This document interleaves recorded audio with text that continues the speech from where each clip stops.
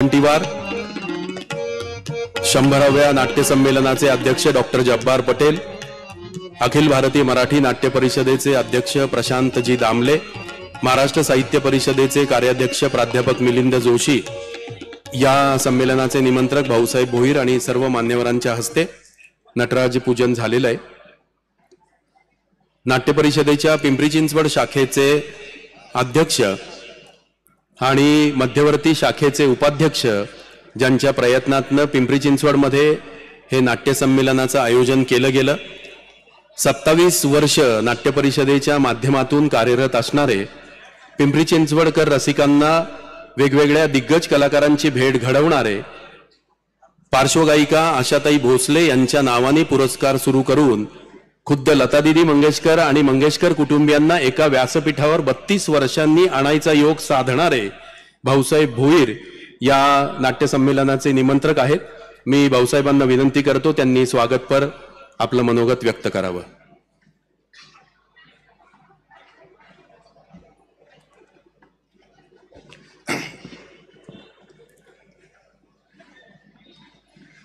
अखिल भारतीय मराठी नाट्य परिषदेच्या 100व्या नाट्य संमेलनाच्या हस्तांतर सोहळ्याच्या निमित्तानं उपस्थित असलेले राज्याचे उपमुख्यमंत्री आदरणीय देवेंद्रजी फडणवीस साहेब, राज्याचे सांस्कृतिक कार्य मंत्री सुधीर भाऊ,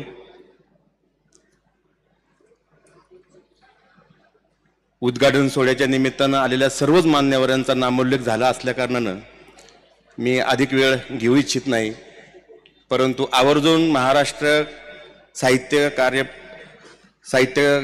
परिषदेचे कार्याध्यक्ष प्राध्यापक मिलिंदजी जोशी, रामचंद्रजी देखणेनंतर आम्ही त्यांना दत्तक घेतलेलं आहे वैचारिक संकल्पन सुरू करण्यासाठी।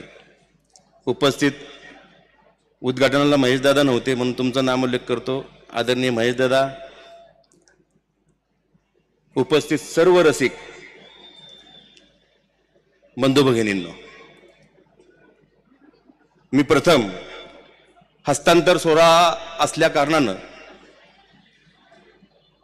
ज्या मंडळींनी या शहरासाठी योगदान दिलं त्यांना अभिवादन करू इच्छितो। अण्णासाहेब मगर, डॉक्टर श्री घारे यांनी या शहराचा पाया रचला, फडणवीस साहेब, म्हणून आम्ही हे दिवस पाहत आहे। आणि ज्यांनी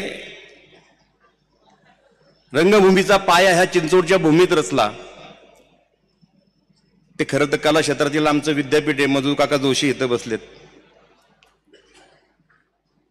डॉक्टर गिरीश प्रभुने असतील, त्या सर्वच मान्यवरांचा आज आम्ही या ठिकाणी सन्मान करणार आहोत। खरं तर 100वं नाट्य संमेलन मिळत आहे। फडणवीस साहेब, आपल्याच राजकारणामध्ये राजकारण चालत नाही, इथं खूप राजकारण चालतं। इथं निदान आपल्याला कळतं तरी हे कोणत्या पक्षाचे, हे कोणत्या पक्षाचे, इथं काहीच कळत नाही कोण कोणत्या पक्षाचे, जोपर्यंत निकाल लागत नाही तोपर्यंत। परंतु त्यातूनही आम्ही मार्ग काढून प्रशांत दामले सारखा एक सक्षम अभिनेता, त्यांच्या माध्यमातून ही नाट्य चळवळ सुरू करण्याचा मानस आम्ही रचला।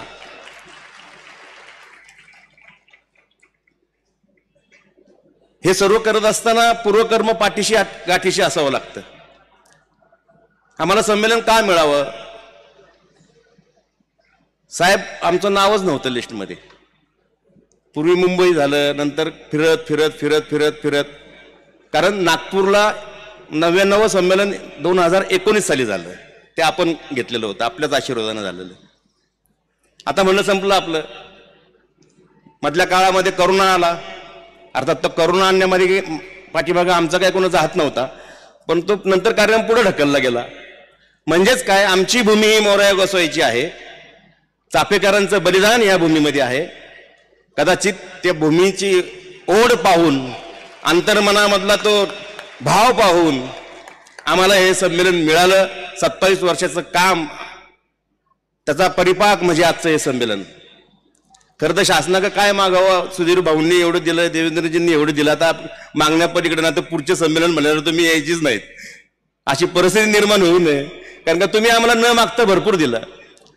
परंतु ह्या सगळ्या परिस्थितीचं भान ठेवून आम्ही या शहराच्या नावलौकिकात भर टाकण्यासाठी सातत्याने 27 वर्ष प्रयत्न करतोय.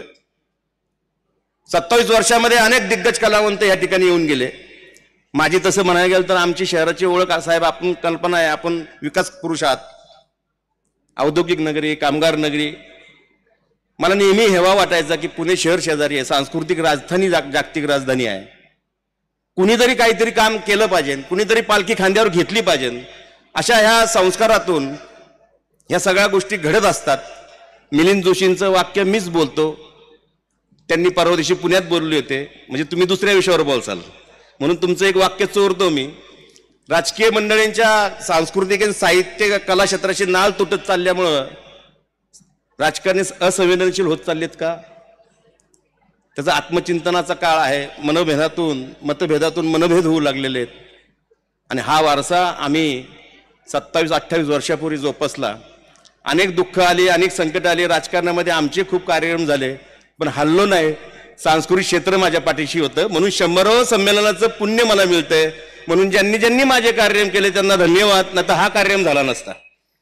आणि ह्या सगळ्या परिस्थितीतून हे सर्व घडत असताना देवेंद्रजी, आपण पिंपरी चिंचवड जाणता, आपण सर्व जाणता, आपण अनेक माध्यमातून सर्व क्षेत्राशी संबंधित आपला काम सतत संपर्क असतो. पण आम्हाला हे कार्यक्रम झाल्यानंतर किंबहुना तुमच्या सोयीनुसार आमच्या प्रशांतजी दामले यांच्या नेतृत्वाखाली एक मीटिंग द्या, सुधीर भाऊ असतील त्यामध्ये. मला आमचा आसाराम कसबे संघातलाच माणूस आहे, तो नाट्यशास्त्राचं काम करतो. ते लोप पावत चाललेली जी कलाकृती आहे, वासुदेव, पिंगळा, भराडी, गोंधळी, धनगर, भिल्ल साहेब, त्यांना मी म्हणलं ते ओरिजिनल जी लोक आहेत ते आणायची. निलंगापासून अमरावती, बुलढाणा ह्या परिसरातून आम्ही ती लोक आणली. त्यांची खंत मलाच खूप वेदना झाल्या. त्या आसारामला म्हटले, आम्हाला फक्त प्रदर्शनासाठीच बोलवता का तुम्ही? तर सुधीर भाऊ, त्यांना आधार कार्ड काय म्हणजे सुद्धा माहित नाही काही लोकांना, आणि ते भटके असतात, त्यामुळे त्यांचा फिक्स पत्ता पण नाहीये. आणि त्यांना आपल्याला आदेश देऊन, तुमच्या स्टाईलने आदेश देऊन ते काम करणं हे अत्यंत गरजेचं आहे. त्यासाठी आम्हाला वेळ द्यावी, त्या लोकांसाठी मला काहीतरी करायचं आहे या पुढच्या कालखंडामध्ये, अशी भावना व्यक्त करतो.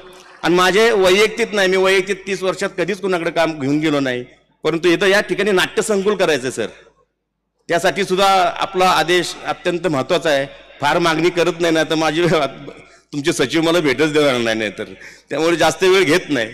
पण हे सर्व करत असताना आमच्या चिंचवडच्या भूमीमध्ये हे संमेलन होत असताना नागपूर ही जसे उपराजधानी आहे, त्याची सांस्कृतिक राजधानी पुणे, आता माझं शहर देखील उपराजधानी म्हणून नावलौकिकाला येईल. आणि आपल्या उपस्थितीने ते निश्चित होईल, त्याच्यावर शिक्कामोर्तब होईल, किंबहुना आपण जाताना तो शिक्कामोर्तब करावा अशी भावना व्यक्त करतो व आपलं स्वागत करून माझं मी 2 शब्द संपवतो. धन्यवाद भाऊसाहेब. यानंतर व्यासपीठावरील मान्यवरांचा सन्मान आपण करणार आहोत. महाराष्ट्र राज्याचे लाडके उपमुख्यमंत्री माननीय नामदार देवेंद्रजी फडणवीस साहेब यांचा स्वागतपर सत्कार नाट्य परिषदेचे अध्यक्ष प्रशांत दामले यांनी करावा अशी विनंती आहे.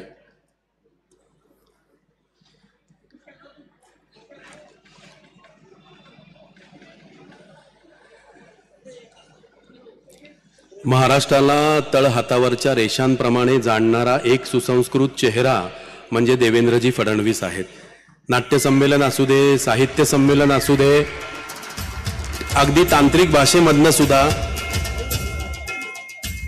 जेव्हा केव्हा ते बोलत असतात तेव्हा प्रत्येक व्यासपीठावरती विषयाला सुसंगत मांडणी करणारा नेता माननीय देवेंद्रजी फडणवीस.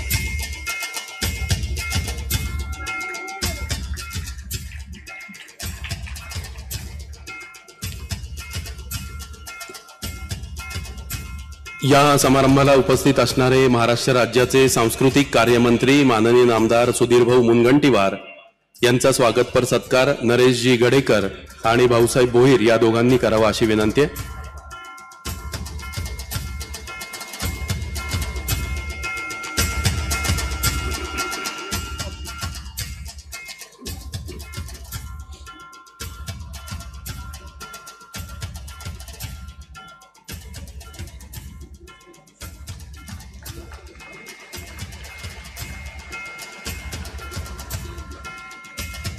निवडणूक न लढवता नाट्य संमेलनाचा झालेला पहिला अध्यक्ष म्हणजे आदरणीय डॉक्टर जब्बार पटेल साहेब. डॉक्टर जब्बार पटेल यांचा सन्मान करण्याची विनंती मी प्रमुख कार्यवाह अजित भुरे यांना करतो. 100व्या ऐतिहासिक नाट्य संमेलनाचे अध्यक्ष डॉक्टर जब्बार पटेल.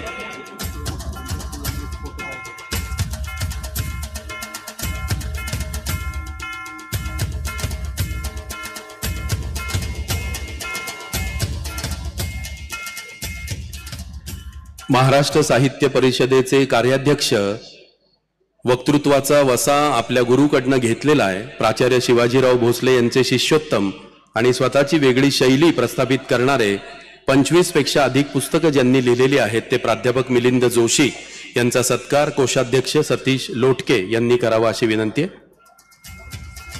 प्राध्यापक मिलिंद जोशी.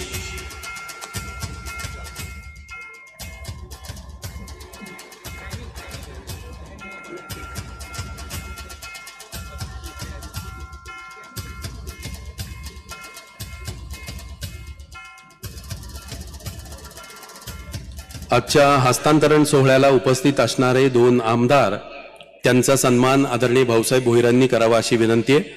माननीय उमाताई खापरे आणि महेशदादा लांडगे. उमाताईंचा उद्घाटनाच्या दिवशी झालेला आहे. अतिशय समजूतदार आमचे नेते आहेत त्यामुळे त्या म्हणतायत माझा सत्कार नको, महेशदादांचा सत्कार आपण करतोय. जोरदार टाळ्यांनी स्वागत करू.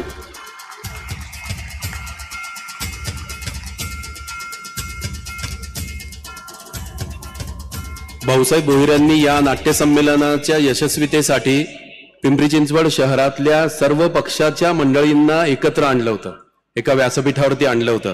राष्ट्रवादी काँग्रेस पक्षाच्या अध्यक्षापासून ते आरपीआयच्या अध्यक्षापर्यंत, शिवसंग्राम संघटनेच्या संपर्क प्रमुखापर्यंत त्यातील 2 मान्यवर उपस्थित आहेत.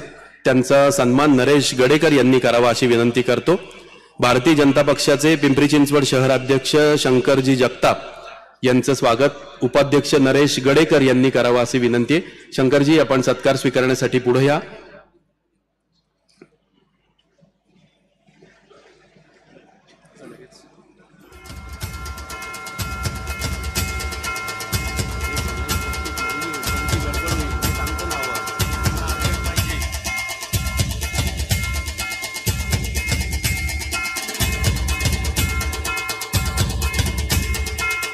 नरेशजींनाच मी विनंती करतो, आपण शिवसंग्राम संघटनेचे पिंपरी चिंचवड आणि पुणे शहराचे प्रमुख पांडुरंग आवारे पाटील यांचा स्वागतपर सत्कार करावा. या.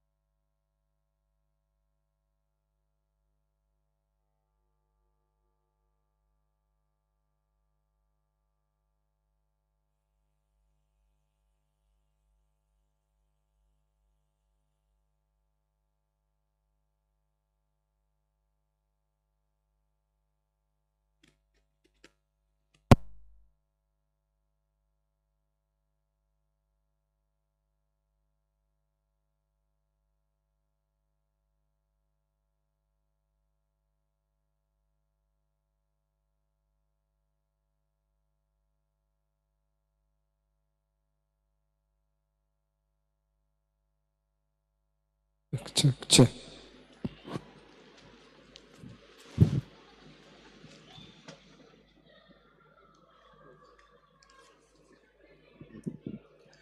कार्यक्रमामध्ये व्यत्यय आल्यानंतर सुद्धा शांत चित्ताने थांबणारे रसिक हे आमचे नाट्य परिषदेचे चाहते आहेत.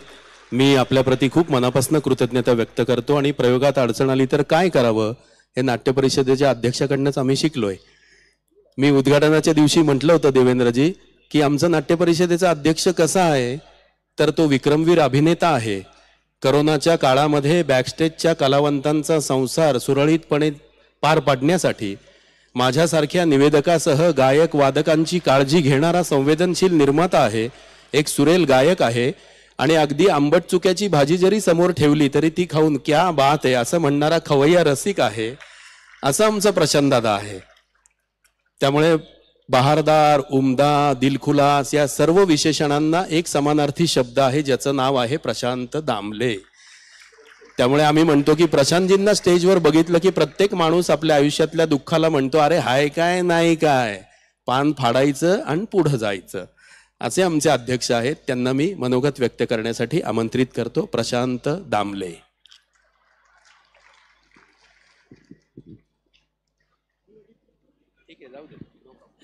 नमस्कार. राजकारणी असायच्या आधी 2 नाट्यवेडे आज इथे आलेले आहेत. ते म्हणजे देवेंद्रजी फडणवीस आणि सुधीर भाऊ मुनगंटीवार. माझ्या 12,500व्या प्रयोगाला दोघेही पूर्ण 3.5-4 तास उपस्थित होते. म्हणजे माझी नाटकं बघून त्यांनी वेगवेगळ्या आयडिया घेतली की नाही याबद्दल मला काही माहिती नाही आहे. पण मुळात नाट्य रसिक असल्यामुळे नाटक जगणं कसं गरजेचं आहे हे त्या दोघांना अतिशय जवळून माहिती आहे. आणि म्हणूनच सुधीर भाऊनी मगाशी म्हणजे आधीही सांगितलं होतं की नवीन नाट्यगृह आपण बांधणार आहोत आणि आहेत ती व्यवस्थित करणार आहोत. आणि त्यासाठी आवश्यक तो निधी त्यांनी उपलब्ध करून दिलेला आहेच. आता फक्त म्हणजे प्लॅनिंग झालेलं आहे, इम्प्लिमेंटेशन बाकी आहे, जेच अतिशय महत्त्वाचं आणि अवघड असतं. पण त्यांची टीम, कल्चरल डिपार्टमेंटची टीम पूर्ण त्यांच्याबरोबरचे जे सहकारी आहेत ते देवेंद्रजी, अजितदादा हे सगळे जे आहेत हे मुळात स्वतः उत्तम रंगकर्मी आहेत. हे तुम्हाला सगळ्यांना मान्य करावंच लागेल. उत्तम नाटक करतात ते. पण मुळात त्यांचं क्षेत्र कमी आहे, क्षेत्र जास्त आहे. आमचे 40 बाय 40 फुटाचं असतं, त्यांचं केवढं असतं. त्यामुळे त्यांना जास्त मेहनत घ्यावी लागते. पण मुळात रंगकर्मी असल्यामुळे आम्हाला जे हवं आहे ते आम्ही त्यांच्याकडे अधिकाराने मागू शकतो. प्रशासकीय बाबी पूर्ण करण्यासाठी ते जे हवे आहे ते कशा पद्धतीने मांडायचं त्याचंही मार्गदर्शन तेच आम्हाला करतात. आणि मला पूर्ण खात्री आहे की पुढच्या 5 ते 6 महिन्यात जे त्यांनी सांगितलेलं आहे, जे प्लॅनिंग केलेलं आहे त्याचं एक्झिक्युशनला सुरुवात होईल याची मला पूर्ण खात्री आहे. मी काल आणि परवा म्हटल्याप्रमाणे देवेंद्रजी आणि सुधीर भाऊ, तुम्ही आणि तुमच्या शासनाने आम्हाला जे काही पैसे दिलेले आहेत ते पैसे योग्य पद्धतीने वापरण्याची आम्ही सर्व 60 जण तुम्हाला हमी देतो. एवढं तुम्ही नोंद करून ठेवा तुमच्याकडे. काल माननीय एकनाथजी शिंदे मुख्यमंत्री इथे आले असताना मी पिंपरी चिंचवडच्या नाट्यगृहाबद्दल एक तक्रार केली होती. आयुक्तांचे मी खूप मनापासून आभार मानतो की त्यांनी विदिन नेक्स्ट 2 आवर्स ही भाडेवाढ तात्काळ कमी केली. त्याबद्दल मी तुमचे सर्व रंगकर्मींतर्फे, सर्व निर्मात्यांतर्फे आणि पिंपरी चिंचवडमधील सर्व रंगीतर्फे मी तुमचे खूप मनापासून आभार मानतो. नाईलाज होता म्हणून काल स्टेजवर बोललो, पण तुम्ही फारच मनावर घेऊन रपाक्कन 2 तासात GRच काढला. मुळात मला एवढंच सांगायचं वाटतं, आज मला 1-2 गोष्टी थोडक्यात सांगायच्या वाटतात. त्या अशा की शासनातर्फे प्रत्येक थिएटरला, प्रत्येक नाट्यगृहाला एक व्यवस्थापक नेमला जातो आणि त्या व्यवस्थापकाचं काम काय आहे हे त्यांना बरेच वेळा माहीत नसतं. कारण वेगवेगळ्या डिपार्टमेंटमधून आलेले असतात, काहीतरी टोलवरून आलेले असतात किंवा पाणी पुरवठ्यामधून आलेले असतात. मुळात आमचं काम काय इथे हेच त्यांना माहीत नसतं. त्यामुळे बराचसा गोंधळ त्याच्यामुळे होतो. तर मी सुधीर भाऊंना खूप मनापासून विनंती करतो की जिथे जिथे आज नाट्यगृह आहेत तिथे तिथे आमचे नाट्य कलाकार आहेत आणि जिथे नाट्य कलाकार आहेत ते त्यांच्यामध्ये काही जण ज्येष्ठ आहेत जे नाटकात काम करू शकत नाहीत. अशा सर्व ज्येष्ठांना तुम्ही डेप्युटी व्यवस्थापक म्हणून जागा द्यावी, उपव्यवस्थापक. त्यामुळे जे व्यवस्थापक आहेत ज्यांना जे माहीत नाही आहे ते आमच्या उपमहाव्यवस्थापकांना आणि रंगकर्मींना माहिती आहे. त्यामुळे आपोआपच नाट्यगृह जे सुस्थितीत राहण्याचा जो प्रॉब्लेम आहे तो मिटून जाईल. मॅनेजमेंट, थिएटर मॅनेजमेंट हा विषय संपून जाईल. कारण जो काम करणारा आहे उपव्यवस्थापक तो आमचाच आहे, रंगकर्मीच आहे. नाट्यगृह राखायचं कसं हे त्याला माहिती आहे. त्या गोष्टीचा तो आपण डेफिनेटली विचार कराल असं वाटतंय. कारण त्यामुळे शासनावरचा जो भार आहे तो कमी होईल. तुम्ही जे पैसे गुंतवत आहे त्याचं मोल अनेक वर्ष राहील पुढे. आज साधारणपणे 3 वर्ष झाली की नाट्यगृह ढासळायला सुरू होतं. तर ते होऊ नये म्हणून नाट्यगृह जेव्हा बांधणी असते, होतंय काय की हॉटेल बांधणाऱ्या आर्किटेक्टला जर थिएटर बांधायला सांगितलं तर त्याची दृष्टीच वेगळी आहे ना. त्यामुळे नाट्यगृह बांधताना त्या समितीत एखादा रंगकर्मी घ्यावा अशी माझी तुम्हाला नम्र विनंती आहे. म्हणजे शासनाचे पैसे म्हणजे लोकांचेच पैसे आहेत. ते लोकांचे पैसे योग्य पद्धतीने वापरले तर मला असं वाटतं की पुढची 50 वर्षात तुम्ही जी काय नाट्यगृह बांधाल ती पुढची 50 वर्ष व्यवस्थित राहू शकतील. जर ब्रिटिश काळात बांधलेला रस्ता जर 100 वर्ष टिकू शकतो तर आपण मारलेलं नाट्यगृह का टिकू शकणार नाही.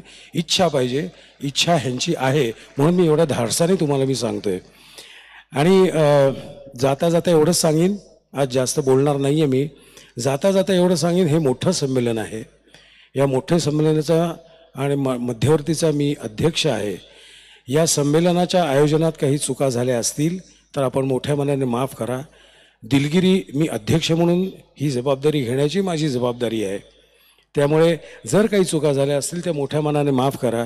पुढचं संमेलन अजून जोरदार होईल याबद्दल मी खात्री देतो. जय हिंद, जय महाराष्ट्र.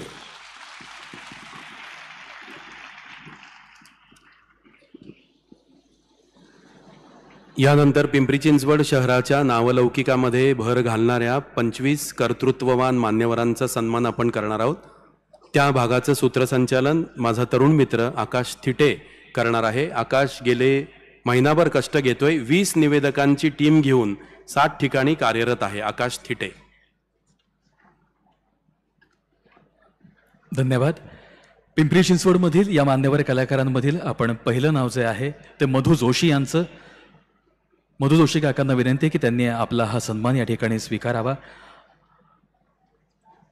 आणि मी उपमुख्यमंत्री देवेंद्र फडणवीस साहेबांना विनंती करतो की आपल्या हस्ते आपण या मान्यवरांचा या ठिकाणी सन्मान करणार आहोत.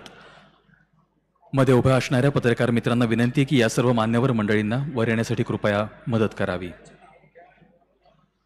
त्याचबरोबर डॉक्टर गिरीश प्रभुणे, वसंत अवसरीकर, पंडित नंदकिशोर कपोते या सर्वच मान्यवरांना विनंती आहे की कृपया आपण रंगमंचाकडे यायचंय. बाबा पारसेकर, माननीय श्री धोंडीराम सायकर, माधुरी ओक, विश्वास देशमुख, श्रीमती ज्योत्स्ना इनामदार, विश्वास देशपांडे, पुरुषोत्तम सदाफुले, राजन लाखे, प्रकाश रोकडे, राज आहेरराव, सावनी रवींद्र, शाहीर प्रकाश ढवळे, डॉक्टर अनंत परांजपे, पंडित सुधाकर चव्हाण, दीपक चैतन्य, भूषण तोष्णीवाल, श्रीमती संजीवनी मुळे नगरकर, विजय जोशी, नयन जोशी आणि त्याचबरोबर विजय उल्पे या सर्वांना विनंती आहे की आपण सर्वांनी रंगमंचाच्या जवळ यायचं आहे. या ठिकाणी सन्मान होतोय मधू जोशी यांचा. पिंपरी चिंचवडमधील ज्येष्ठ संगीतकार, कवी आणि अभिनेते म्हणून त्यांची ओळख आहे. गीतरामायणाचे अनेक कार्यक्रम त्यांनी आतापर्यंत सादर केले आहेत आणि राजकारणासारख्या क्षेत्रामध्ये असूनही कला प्रांतामधील त्यांचं योगदान हे उल्लेखनीय आहे आणि म्हणूनच त्यांना हा पुरस्कार देताना आम्हाला अत्यंत आनंद होतोय. पुढील सन्मान आपण करणार आहोत तो डॉक्टर गिरीश प्रभुणे यांचा. वसंत अवसरीकर सर या ठिकाणी उपस्थित आहेत. या ठिकाणी राज आहेरराव यांचा सन्मान होतो आहे. राज आहेरराव हे ज्येष्ठ साहित्यिक आणि पत्रकार असून त्यांचे नवयुग साहित्य शिक्षण व प्रसारक मंडळाचे ते संस्थापक अध्यक्ष आहेत. त्यांची कित्येक कवितांची पुस्तकं ही प्रसिद्ध असून उत्तम गीतांसाठी त्यांनी गीतलेखन केलेलं आहे.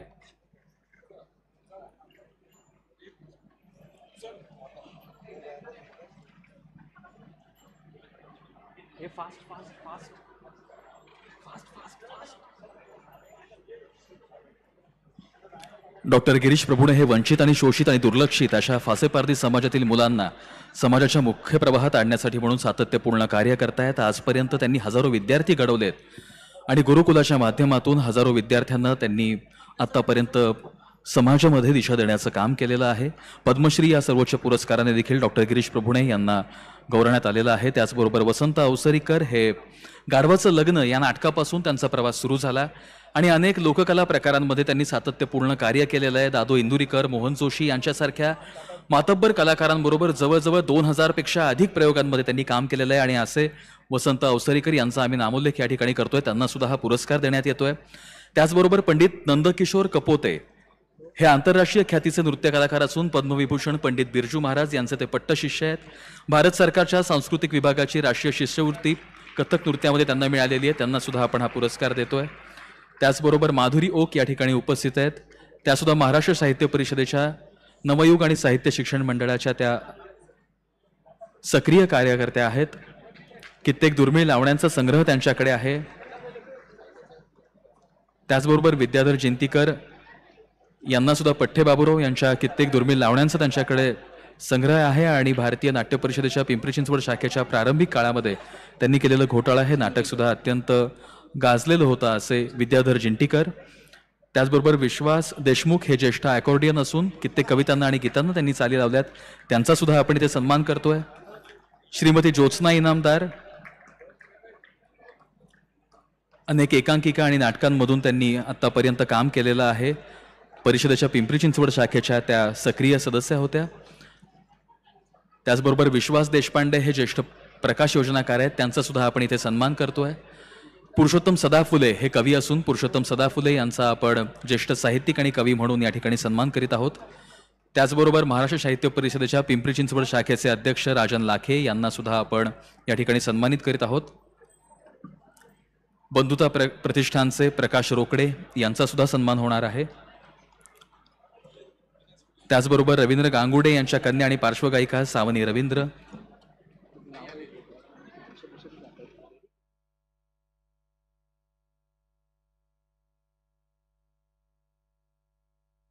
डॉक्टर अनंत परांजपे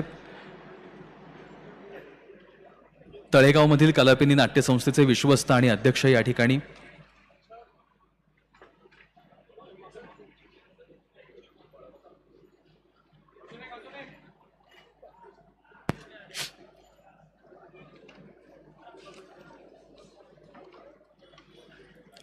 त्याचबरोबर विजय उल्पे, विजय जोशी, श्रीमती संजीवनी मुळे नगरकर अशा सर्व मान्यवरांचा या ठिकाणी पिंपरी चिंचवडमधील कलाकारांचा सन्मान होतो आहे.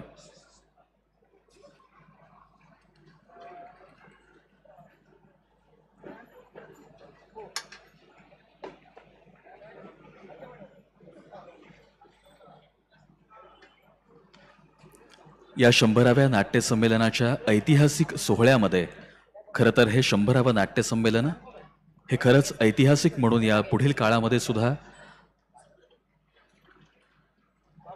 नामोल्लेख होत राहणार आहे आणि याच सोहळ्यामध्ये पिंपरी चिंचवडमधील या सर्व मान्यवर कलाकारांचा या ठिकाणी आपण सन्मान करीत आहोत आणि या सर्वांचा सन्मान करताना आम्हाला अत्यंत आनंद होतो आहे. यानंतर पुढील कार्यक्रमाची सूत्र मी मिलिंद कुलकर्णी सरांकडे सोपवत आहे. धन्यवाद आकाश.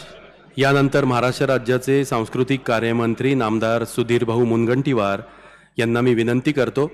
आधुनिक महाराष्ट्राची जडणघडण शिल्पकार चरित्र कोश खंड 10वा नाट्यकोश संपादन वंदना बोकील कुलकर्णी, कार्यकारी संपादक दीपक जेवणे आणि महेश पोहनेरकर या खंडाचं आपण प्रकाशन करावं अशी विनंती आहे.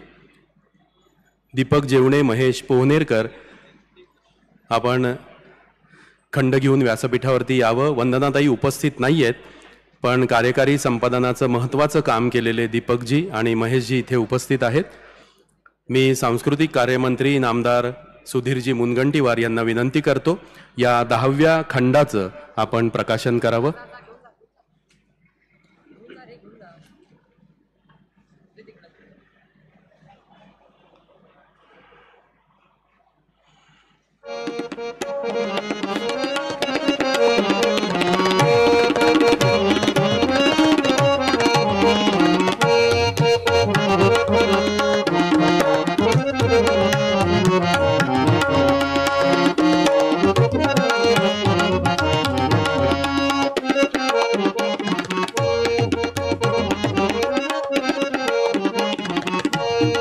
धन्यवाद. यानंतर महाराष्ट्र राज्याचे सांस्कृतिक कार्यमंत्री माननीय नामदार सुधीरजी मुनगंटीवार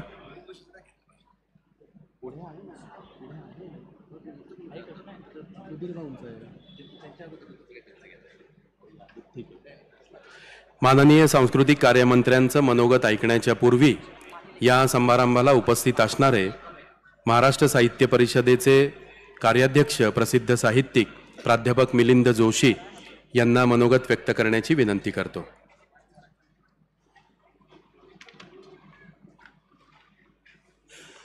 अखिल भारतीय मराठी नाट्य परिषद पिंपरी चिंचवड शाखा, कलारंग प्रतिष्ठान आणि पिंपरी चिंचवड महानगरपालिका यांच्या वतीने आयोजित 100व्या अखिल भारतीय मराठी नाट्य संमेलनाच्या हस्तांतर सोहळ्याचे प्रमुख अतिथी महाराष्ट्राच्या राजकारणाचे मुख्य निर्माते आणि दिग्दर्शक उपमुख्यमंत्री देवेंद्रजी फडणवीस,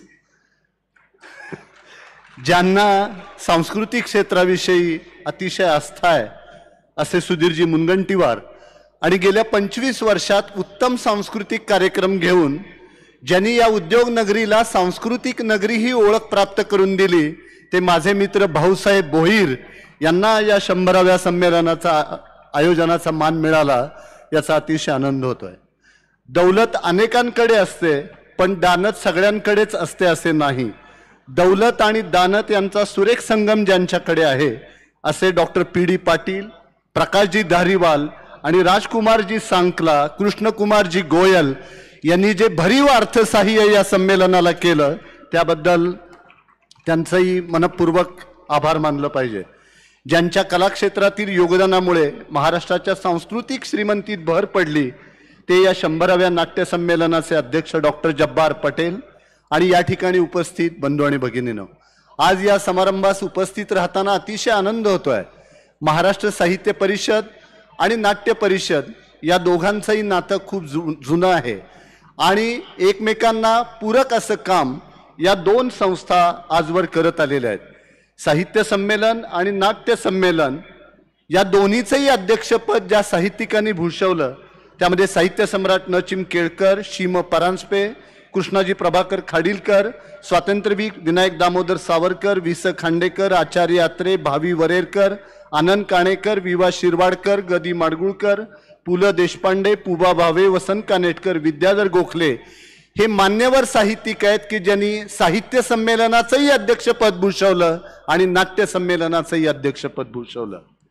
साहित्य संमेलन हा मराठी समाजाचा वाङ्मयीन उत्सव आहे आणि नाट्य संमेलन हा नाट्य महोत्सव आहे. या दोन्हींनी साहित्य चळवळ आणि नाट्य चळवळ गतिमान करण्याचं मोठं काम केलेलं आहे हे या ठिकाणी आवर्जून नमूद केलं पाहिजे. एकेकाळी साहित्य निर्मितीचा केंद्रबिंदू हा पुण्या मुंबईतच होता. आज ती परिस्थिती राहिलेली नाही. ग्रामीण, दुर्गम आणि आदिवासी भागातले लेखक लिहायला लागलेले आहेत. तेच नाटकाच्या बाबतीमध्येही घडत आहे. महाराष्ट्राच्या विविध भागात नाट्य चळवळ किती जोमाने पोचली आहे हे दैनिक लोकसत्ताच्या लोकांकिका या एकांकिका स्पर्धेच्या पारितोषिक वितरण समारंभात मी अनुभवलेलं आहे. या निमित्ताने एकच अपेक्षा व्यक्त करावीशी वाटते की साहित्याचा वाचक नाटकाचा रसिक झाल्यास आणि नाटकाचा रसिक साहित्याचा वाचक झाल्यास या दोन्ही क्षेत्राचं भलं झाल्याशिवाय राहणार नाही. आज राजकारणाविषयी आपण जितकं बोलतो त्याचा 1% साहित्यात आणि नाट्य माध्यमात प्रत्यय आपल्याला दिसत नाही. राजकारण हा जीवन व्यवहाराचा अविभाज्य घटक आहे. राजकारण जीवनाच्या सर्व क्षेत्रामध्ये आहे आणि राजकीय क्षेत्रामध्ये ते किती तीव्र आहे याचा अनुभव आपण दुरून घेत असतो. काही सन्माननीय अपवाद वगळता राजकीय विचार नाट्याची परंपरा मराठीत पुरेशी विकसित झाली नाही. उथळ विनोद आणि विडंबनाच्या पातळीवर राजकारण व राजकीय व्यक्ती यांच्यावर नाट्यलेखन होते आहे, परंतु ज्या राजकीय विचारांनी, घटनांनी, कृतींनी आणि निर्णयांनी आपले जीवन प्रभावित होते त्या विषयाचे गांभीर्य नाट्यलेखनातून विरळच आहे. त्यामुळे ज्याप्रमाणे मराठी साहित्य विश्व राजकीय विषयावरील कसदार कादंबरीच्या प्रतीक्षेत आहे, त्याचप्रमाणे राजकीय विचार नाट्याच्या शोधात सध्याची मराठी रंगभूमी आहे. महाराष्ट्राच्या राजकीय रंगभूमीवर अशात इतके मोठे महानाट्य घडलेले आहे की आपण काय नवे लिहायचे असा प्रश्न कदाचित नाटककारांना पडला असण्याची शक्यता नाकारता येत नाही. दुसरे असे की ज्याचा उल्लेख भाऊसाहेब भोईरांनी केला, राजकारणी मंडळीही अचंबित होतील इतकं कुटील राजकारण सध्याला स्वतःला बुद्धिवंत म्हणून घेणारे आणि साहित्य कला क्षेत्रातील मान्यवर पडद्याआडून करत असतात. त्या राजकारणाची उकल करणाऱ्या नाटकाचीही रंगभूमी वाट पाहते आहे, हे या निमित्ताने आवर्जून नमूद केलं पाहिजे. संस्कृती ही कधीही रेडीमेड नसते. व्यक्ती आणि समाज यांच्या सजीव संबंधांचा तो परिपाक असतो. साहित्यिक, नाटककार, कलावंत हे त्या समाजाचेच घटक असतात. समाजाची जी काही स्थितिगती असते ती त्यांच्या साहित्यातून, नाट्यलेखनातून आणि कलाविष्कारातून प्रकट होत असते. कलावंताची कला कशी असावी याचा निर्णय जेव्हा समाजातल्या झुंडी घ्यायला लागतात तेव्हा ती कलेच्या रासपर्वाची सुरुवात असते. अशा झुंडींचा बंदोबस्त शासनाने करण्याची गरज आहे. आजचे समाज जीवन अकारण भावनिक आणि अतिसंवेदनशील झालेले आहे. ज्ञानाचे आणि कला व्यवहाराचे क्षेत्र गढूळ झालेले आहेत. या क्षेत्राला व्यक्ती आणि विचार विद्वेषाच्या ग्रहणाने ग्रासलेलं आहे. सत्य असत्याशी मन केले ग्वाही, मानियले नाही बहुमता या बाण्याने निर्मिती करणे ही सत्वपरीक्षा पाहणारी गोष्ट ठरू लागली आहे. निर्भीडपणे सत्य मांडणाऱ्या कसदार कलाकृती निर्माण झाल्या तरी त्या पचवण्याची ताकद समाजात आहे का, हा खरा अस्वस्थ करणारा प्रश्न आहे. त्यामुळं कला व्यवहार जाणतेपणाने समजून घेणारे प्रगल्भ समाजमानस तयार होणं ही आजच्या काळाची खरी गरज आहे. आणि दुसरी महत्त्वाची गोष्ट अशी की जे साहित्य समीक्षेच्या बाबतीमध्ये झालं तेच नाट्य समीक्षेच्या बाबतीमध्ये झालं. देवेंद्रजी पुलं असं म्हणत असत की समीक्षक हे बोहवारणीसारखे असतात. म्हणजे बोहवारणीला किती चांगले कपडे दिले तरी तिचं जसं समाधान होत नाही, तसं कितीही चांगल्या कलाकृती समीक्षकांच्या समोर ठेवल्या तरी त्यांचं समाधान होताना दिसत नाही. पण समीक्षकांचं खरं काम म्हणजे उत्तम कलाकृतींचं सर्जन आणि दुय्यम कलाकृतींचं हनन हा आहे.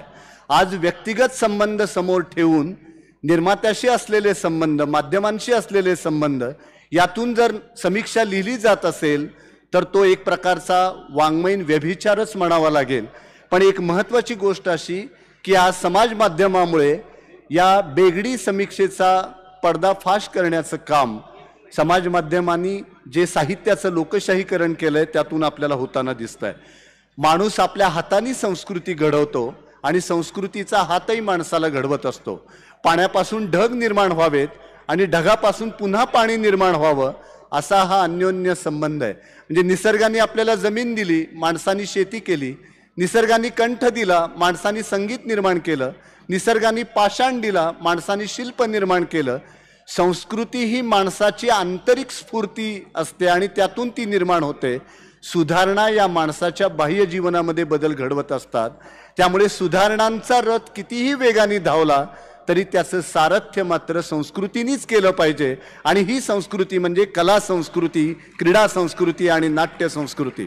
तर या संस्कृतीच्या संवर्धनासाठी ज्यांचा उल्लेख मिलिंद कुलकर्णींनी फार छान शब्दामध्ये केला की ज्यांच्या व्यक्तिमत्वाकडे पाहिल्यानंतर नाट्य परिषदेचं भवितव्य उज्ज्वल आहे असं आपल्याला वाटतं, असं प्रशांतजी दामलेंच्या रूपाने एक उत्तम नेतृत्व मिळालेलं आहे नाट्य परिषदेला. आणि त्यामुळं सर्वांना बरोबर घेऊन ते उत्तम काम करतील. मिलिंद कुलकर्णी सुरुवातीला असं म्हणाले की सगळे रसिक ध्वनिक्षेपक बंद पडलेले असताना सुद्धा शांत बसलेले आहेत. हे पिंपरी चिंचवडचे रसिक आहेत. पुण्याचे असते तर त्यांनी टाळ्या वाजून हलकल्लोळ केला असता, हे सुद्धा मी आपल्याला आवर्जून सांगतो. तर अशा या सुंदर वातावरणामध्ये हा संस्कृतीचा सोहळा साजरा होत असताना नाट्य परिषदेनी साहित्य परिषदेला बोलवावं, सन्मानित करावं, हा एक चांगला योग या निमित्ताने आला. महाराष्ट्रातल्या सगळ्या सांस्कृतिक विश्वामध्ये काम करणाऱ्या संस्थांनी एकत्र येणं ही काळाची गरज आहे. हा देखणा सोहळा आयोजित केल्याबद्दल मी माझे मित्र भाऊसाहेब भोईर यांचं मनपूर्वक अभिनंदन करतो आणि माझे 2 शब्द संपवतो. धन्यवाद.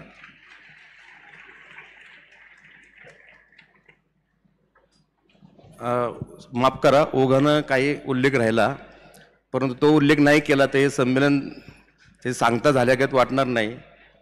फडणवीस साहेब, सुधीर भाऊ, हे संमेलन झालं, आपण तर मदत केलीच, ते पण संपूर्ण महाराष्ट्रासाठी मदत केली. पण पहिली सुरुवात अजितदादांना मी भेटलो. अजितदादांनी संपूर्ण सहकार्य केलं आणि त्याचे महानगरपालिकेला कळवल्यानंतर शेखरसिंह आयुक्तांचे मी मनापासून या संमेलनात धन्यवाद देतो की आपण कार्यकर्ते म्हणून काम केलं या ठिकाणी. दुसरे PD पाटील साहेब, ते देणगीदार माध्यमाला लागले होते की माझी काय मदत हवी, म्हणून PD पाटलांचे मी आयुष्यभर ऋणात राहील. कृष्णकुमार गोयलजी आणि साकलाजी हे नाट्य परिषदेचे सहकारीच आहेत. राजेंद्र मुत्ता असतील, राजेंद्र जैन असतील, सचिन इटकर असतील, कोण राहिलं असेल तर माफ करा, संदीप वागेरे असतील, प्रकाश धारीवाल सर यांनी पण खूप मदत केली. मी या सर्वांचे आमच्या मंत्रिमंडळाच्या वतीनं पण नाट्य शाखेच्या पण वतीनं आणि मध्यवर्ती शाखेच्या वतीनं पण धन्यवाद. माफ करा, मध्येच बोललो मी.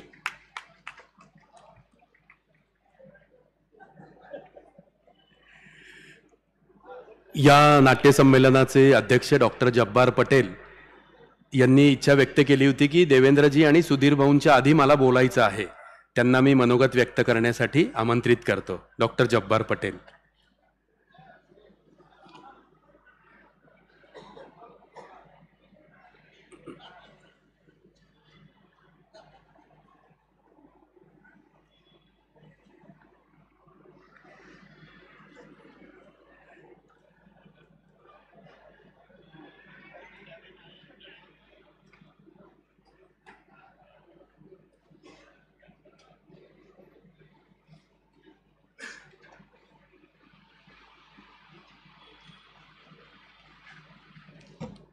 नमस्कार.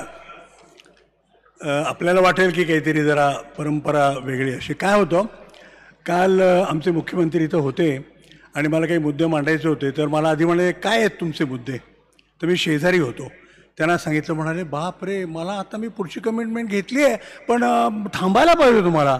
मग त्यांनी मला सांगितले नाही, एक काम करा, मी तुम्हाला चक्क एक माझ्या दालनामध्ये तुम्हाला 1 तास देतो, तुमचे सहकार्याने घेऊन या, पण तुमचे पॉईंट्स फार महत्त्वाचे आहेत. तर यू स्किप समथिंग. तर मला वाटलं की नाही, आज निदान हे 2 रसिक असे लोक इथे असताना थोडक्यात मला काही मांडता आलं, तर मी जरा आमचे मित्र प्रशांत दामले यांना सुचवलं आणि त्यांनी हसऱ्या चेहऱ्याने ते मान्य केलं. बोला.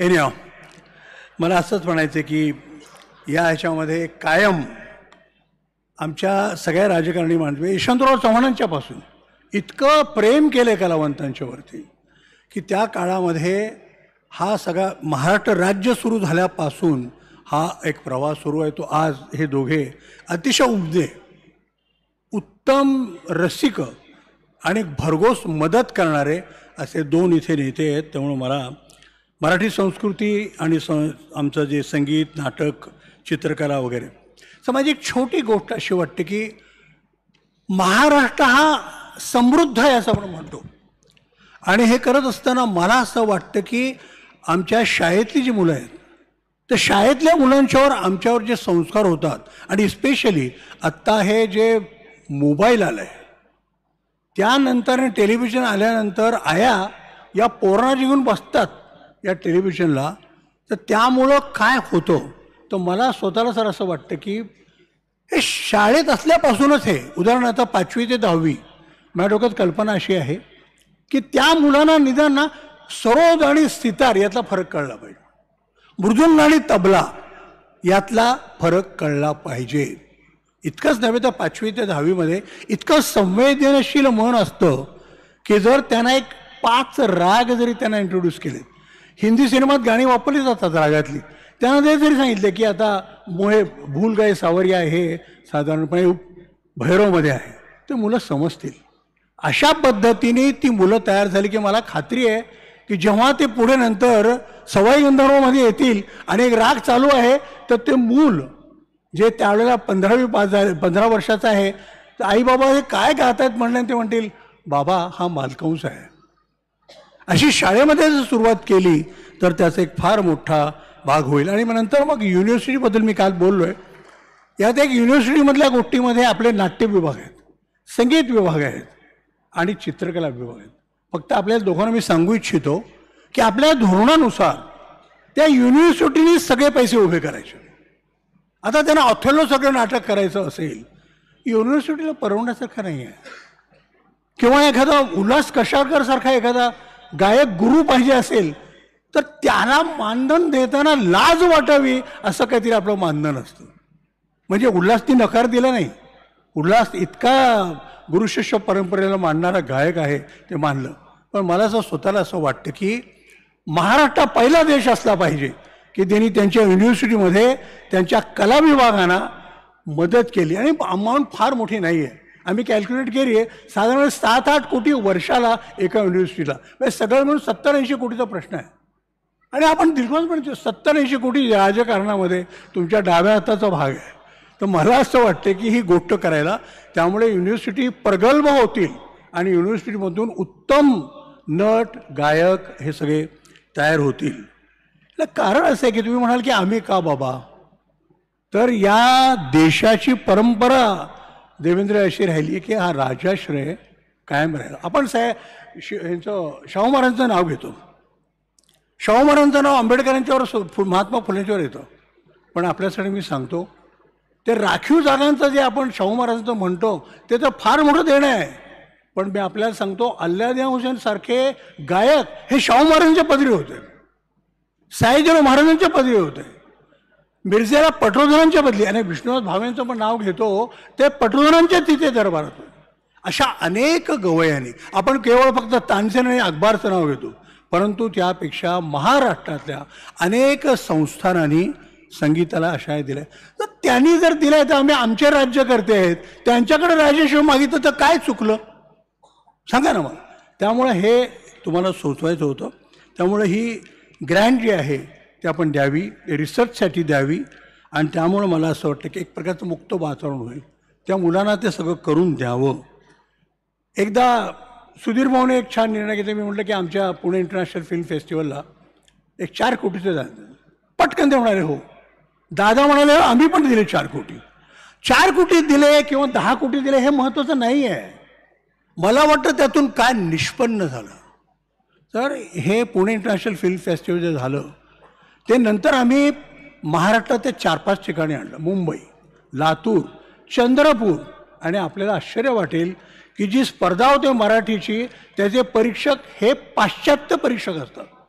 आणि गेल्या 5-7 वर्षामध्ये याचा स्प्रेड सिनेमांचा अशा पद्धतीने झाला, मोहोळ, अहमदनगर, माळशिरस इथल्या दिग्दर्शकांनी या इंटरनॅशनल फेस्टिवलमध्ये पाश्चात्य ज्युरी जी होती त्यांची वाहवा मिळवली आणि त्यांनी बक्षिसं मिळवली. म्हणजे हा जो स्प्रेड होतो हा तुम्ही तो आम्ही राजाश्रय मागतोय नाटकाचा काय, तर या ठिकाणी जी तरुण मंडळी पुण्या मुंबईचीच असली पाहिजे असं नाही आहे. प्रशिक्षित कलावंत ही फार मोठी गरज आहे. याचा अर्थ असा नव्हे की आमची कलावंत मंडळी आमचा प्रशांत हा कमी आहे. प्रशांत हा उत्तम आहे पण तो स्वतःहून त्यांनी त्यात घेतलंय.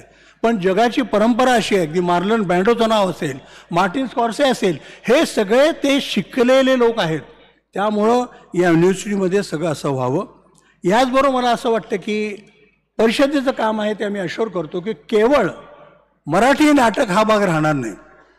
मला असं वाटतं आपल्या कलावंतांचा भाग हा बंगाली रंगभूमीवर असला पाहिजे, कन्नड रंगभूमीवर असला पाहिजे, केरळ रंगभूमीवर असला पाहिजे, इतर लोकसंगीतही संमत पाहिजे. आणि म्हणून परिषद यापुढे नाट्यसंमेलन करत असताना त्यामध्ये बंगाली रंगभूमी, कन्नड रंगभूमी, केरळ या सगळ्या लोकांना आणून एक प्रकारचं भारतीय चित्र उभं करणं फार आवश्यक आहे. मराठी रंगभूमीने केरळ लोककलांच्या मधून अनेक गोष्टी शिकण्यासारख्या आहेत. तुम्हाला सांगतो, तुम्ही घाशीराम कोतवालचं नाव घेता, पण घाशीराम कोतवालमध्ये या सगळ्या लोककला येत असताना त्याला एक भारतीय स्वरूप आहे. आणि म्हणून जगातल्या 10-11 देशामध्ये त्याचं जे स्वागत झालं ते त्यामुळे झालं. आणि म्हणून मी परिषदेच्या लोकांना सांगतोय की ज्यापुढे आम्ही जसं एक इतर भाषांचं आपण संमेलन करू तसं मी तुम्हाला अशी विनंती करणार आहे, आपल्या नाट्य संमेलनामध्ये 2 तरी नाटकं पाश्चात्य येऊन गेली पाहिजे. एक फ्रेंच नाटक, जर्मन नाटक हे यायला पाहिजे. आता तुम्ही म्हणाल फ्रेंच आणि जर्मन नाटकाला समजायचं कसं. आता आधुनिक इतकं छान झालं आहे देवेंद्रजी, आता सिनेमा पाहत असताना सबटायटल येतात. आता प्रथा अशी निघालेली आहे की नाटक बघत असताना सुद्धा झालरीच्या खाली एक पांढरी पट्टी येते आणि त्याच्यावर सबटायटल असतात. त्यामुळं फ्रेंच नाटक इथे पिंपरी चिंचवडला सुद्धा तुम्ही समजू शकता, अशी सगळी ही गोष्ट आहे. आणि त्यामुळं मला असं वाटतं की या गोष्टी व्हाव्यात. हे आमचे 2 मित्र आहेत, इतके कलाप्रेमी आहेत, पटकन दाद देणारे आहेत. फक्त मला दाद देतात कारण मला वेळ कमी आहे. आमचा झगडा सर कायम होतो ना, आपल्याशी कधी होत नाही. आमचा झगडा मंत्रालयाशी होतो. मंत्रालय नावाची गोष्ट मला नाही वाटत नाटकाचे किती प्रयोग वर्षात केले आमच्या प्रशांनी, तर किती मंत्रालयाचे किती फेऱ्या झाल्या याच्यात त्यांनी जरा काढाव्यात. त्याला मी उदाहरण देताना फक्त असं देणार आहे. 2 आमचे रसिक मित्र आहेत आणि भाऊ नेहमी उदाहरण देतात. हो तुमच्याच भाषेत थोडंसं बदलून सांगणार आहे. कुठला राग असतो ना तर गाणारा पहिला विलंबित गातो, नंतर मध्यलयीत गातो आणि नंतर द्रुत गातो. तुम्ही लोकांनी जरा थोडंसं ना, जे सनदी अधिकारी आहेत त्यांचा विलंबित प्रकार रागातला नका करू. संथ रागात किती वेळा ते जातोय, आम्ही जातोय, भेटतोय, परवा बघू, नंतर बघू. हे दोघे म्हणत ऑर्डर दिली, सगळं झालेलं आहे, काय पाहिजे. पण कलेचा प्रभाव वाढायचा असेल देवेंद्रजी, तुम्ही मला असं वाटतं कायम तुम्ही दोघेही मला मध्यम लयीतले दिसता. कुमार गंधर्वांचं वैशिष्ट्य होतं मध्यम लयीत गाणं. याचं कारण जी चीज आहे, बंदिश आहे, ती नीट समजून घ्यायची आणि मग ती खुलवायची. तो मध्यम भागाचा राग आहे. तुम्ही दोघेही जी मागणी करतायत प्रशांत दामले किंवा मी करतोय ती समजून घेता मध्यम लयीत, पण तुम्हाला ऑर्डर देताना असं सुचलं पाहिजे की यापुढे द्रुत गतीत गात जा. त्या गाण्याला दुसरी गती नाही, काही लय नाही. हा जो मधला दुवा आहे ना, तो असं मला वाटतं की ही माझी भावना नाही आहे, आमच्या सगळ्या कलावंतांची भावना आहे की इथे तुम्ही दोघेही मध्यम आणि द्रुतगतीत असता, पण मंत्रालय बऱ्याच वेळेला महिनोन्महिने, कधी वर्ष, आणि विशेषतः मला त्रास होतो की बाकीच्या गोष्टी. अर्थात एकच आहे सांगायला गेलं की आता दुष्काळाचे प्रश्न आहेत, बेरोजगारीचे प्रश्न आहेत, नाटकाचं काय, सिनेमाचं काय, आपल्या इकडं काही नाही का अशी प्रायोरिटी. आणि ती जी फाईल असते ना अशीच वरती पोचते. भाऊ बघतात, मग भाऊ सर हे काय लिहिलंय, काय संबंध आहे नाटकांत या गोष्टीचा, आणि त्या खडाक्कन देतं, याचा काय संबंध नाही आहे, हे करायचं नाही, करून टाकायचं आहे. तर असा एक भाग आहे. बऱ्याच लोकांना वाटतं की मंत्री येतात, आपण बऱ्याच मागण्या मागतो. मंत्री येतात आणि बऱ्याच मागण्या मागतो, हा काय उपचार नाही आहे, हा राजशाहीचा भाग आहे. आणि मला असं वाटतं की कुठल्याही प्रांतामध्ये, देशामध्ये बेरोजगारी असले म्हणजे आम्हाला अजिबात वाटत नाही. शेतकऱ्यांच्या प्रश्नाबद्दल आम्हाला काही वाटत नाही. पण हे शेतकऱ्यांचे प्रश्न देवेंद्रजी आम्ही नाटकात मांडतो. आम्ही गरिबीचे प्रश्न इथे मांडतो. जाती जाती ते तणाव असतात तेही नाटकात मांडले जातात. त्यामुळे आमचा प्रांत जसा त्या शेतकऱ्यांच्या बरोबर आम्ही आहोत त्यांच्या इतकाच हा महत्त्वाचा आहे. आज तुम्ही दोघांनी इतक्या शांतपणे हे सगळं ऐकून घेतलं आणि त्याला तुम्ही दाद दिलीत. सुधीर भाऊंच्याकडे पहा ना, what a beautiful smile is giving दोघी. तेव्हा भाऊसाहेब हे आज जेव्हा हे संमेलन संपेल आणि यानंतर आपल्या अजून 5 संमेलनं करायची आहेत, तर दोघांना सुटका नाही आहे. आजचा फक्त नाट्य, अभिनय, दिग्दर्शन या प्रशिक्षणाचा भाग मी केला आहे. यांची चूक अशी झाली की 5 ठिकाणी हे लोक करतात आणि 5 ठिकाणी मला भाषण करायचं. देवेंद्रजी मला म्हणाले तुम्ही पुस्तकातून भाषण छापा. म्हणलं मी भाषण छापून काय करू, 5 ठिकाणी बोलायचं आहे. तर मी गेलो अहमदनगर, ते म्हणते तुमचं भाषण वाचलंय, मी काय ऐकायचं. तर मला प्रत्येक ठिकाणी मराठी रंगभूमीचे जे काय प्रश्न आहेत अनेकांचे, ते घेऊन मला त्या ठिकाणी जायचं. शेवट रत्नागिरीमध्ये होणार आहे. मला अजित भुरींनी सांगितले की माझ्या 5 भाषणांचं एक छोटं पुस्तक हे रत्नागिरीला ते करतील. काय फार त्यातून काय साहित्यिक मूल्य मिलिंद जोशीनं सापडणार नाही आहेत, पण निदान एक कळकळ मराठी रंगभूमीची आणि दृश्य त्यातलं असं राहणार आहे की दोन महत्त्वाचे आमचे सुधीर भाऊ आणि देवेंद्रजी हजर होते हे मुद्दे मांडताना, याची एक मला अतिशय आनंद होतो. आणि मी इतकं बोललो आहे आणि अत्यंत हास्यमुद्रेने त्याचं स्वागत केलं आहे. तुम्ही सगळ्या लोकांनी या दोघांसाठी एक प्रचंड टाळ्यांचा गजर करायला पाहिजे. Thank you very much.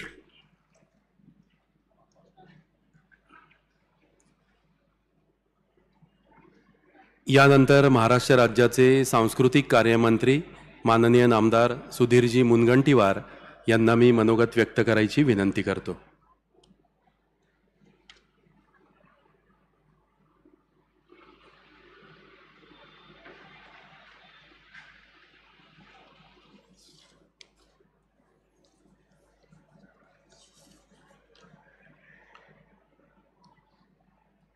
Akhil Bharatiya Marathi Natya Parishad Pimpri Chinchwad शाखेच्या वतीने आयोजित या कार्यक्रमाचे आदरणीय प्रमुख पाहुणे, राज्याचे कर्तबगार कर्तव्यदक्ष झुंजार उपमुख्यमंत्री श्री देवेंद्र फडणवीसजी, आदरणीय अध्यक्ष प्रशांत दामगेजी, आदरणीय डॉक्टर जब्बार पटेल जी, आदरणीय आमदार उमाताई खापरे, आदरणीय आमदार महेश दादा गाणगे, निमंत्रक भाऊसाहेब भोईर, श्री नरेश खेडकर जी, शंकर भाऊ जगताप जी, अजित बुरे जी, श्री नरेश गडेकर जी, सतीश लोहके जी, श्री मिलिंद जोशी जी, आयुक्त शेखर सिंह जी, श्री मिलिंद कुलकर्णी जी, मंचावर उपस्थित सर्व आदरणीय मान्यवर, नाव सुटलं तर राग मानू नका. ज्यांनी मग नावाचा कागद लिहून दिला त्याचं नाव कार्यक्रमाच्या नंतर मी तुम्हाला सांगेन. खर तर अतिशय भव्य दिव्य कार्यक्रमाचं आयोजन करण्यात आलं. मी मनात विचार करत होतो की या कार्यक्रमात, समारोपीय कार्यक्रमात आम्ही उपस्थित आहोत, तर प्रशांतजी सदिच्छा काय द्याव्यात.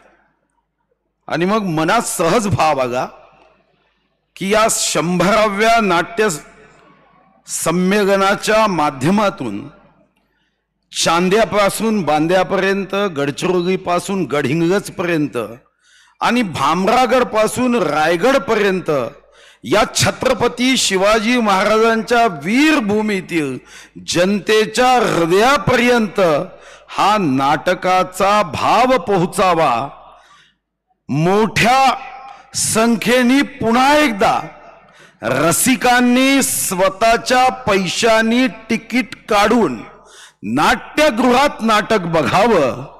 आणि एवढंच नव्हे तर सदिच्छा देताना मनात हीच सदिच्छा आहे की महाराष्ट्रात इतके नाट्य रसिक वाढावेत की आज प्रशांतजी तुम्ही मुख्यमंत्र्यांच्या समोर मागणी करता की नाट्यगृहाचं भाडं कमी करा, पण असा एक दिवस येऊ की तुम्ही मागणी करावी की आता नाट्यगृहाचं भाडं दुप्पट करा.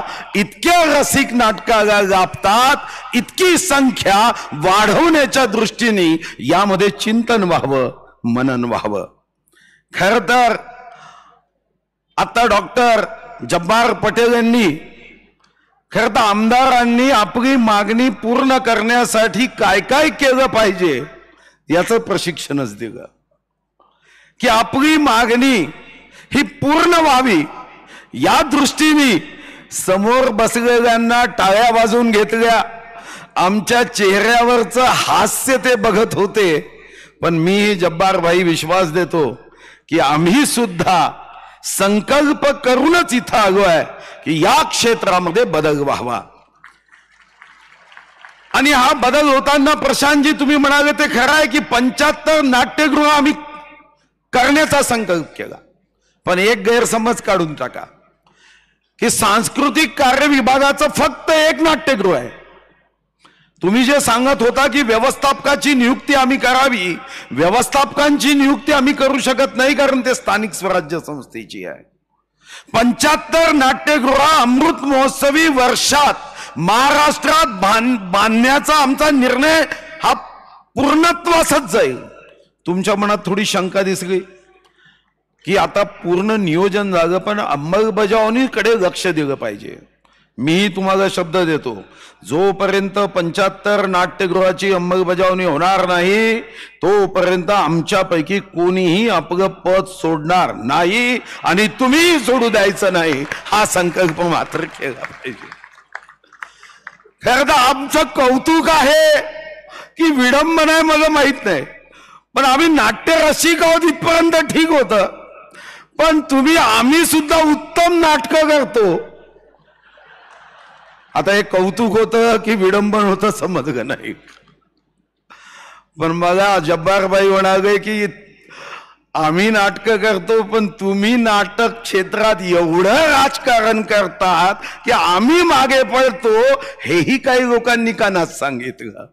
पण एक गोष्ट खरी आहे की नाटक अभिनय हा आजचा नाही आहे, हा 456 कोटी वर्षाच्या पृथ्वीच्या इतिहासात 70 लक्ष वर्षापूर्वी मानवाची उत्क्रांती सुरू झाली तेव्हा ही पाषाण युगात, जेव्हा भाषा नव्हती, शब्द नव्हते, मला वाटतं की तेव्हाही चेहऱ्याच्या अभिनयातूनच एकमेकाशी संवाद साधला जात होता. आणि मराठी नाट्यसृष्टी मागे येण्याचं कारणच नाही, कारण या देशाला राजा हरिश्चंद्र हा 1913 मध्ये चित्रपट देणारा हा जय भवानी जय शिवाजीच्या याच भूमीतले दादासाहेब फाळके आहे. आणि म्हणून आपल्या सृष्टीमध्ये कदाचित थोडस सावट आलं असेल, पण मला निश्चितपणे वाटतं की हे सुद्धा दूर होईल. आज आपण 25 पिंपरी चिंचवड येथील अतिशय सन्माननीय मान्यवरांचा सत्कार केला. ज्या समाजामध्ये मान्यवरांचा आपण सत्कार करतो, ज्येष्ठांचा सत्कार करतो, यापेक्षा मोठा कोणताही भाव असू शकत नाही. खरं तर मला आयुष्यामध्ये 3 घंटा वाचताना अतिशय आनंद व्हायचा आणि आजही होतो. शाळेची सुटण्याची घंटा वाजली की आनंद व्हायचा. आईच्या सोबत नाटकाला जाऊन आईच्या मांडीवर बसून नाटक पाहताना आनंद व्हायचा. आणि मी परवाही सांगितलं की जगातलं सर्वात किमती सिंहासन असेल तर ती आईची मांडी आहे. आणि 3री घंटा ही मंदिरात जेव्हा वाजते त्याचा आनंद आपल्याला व्हायचा.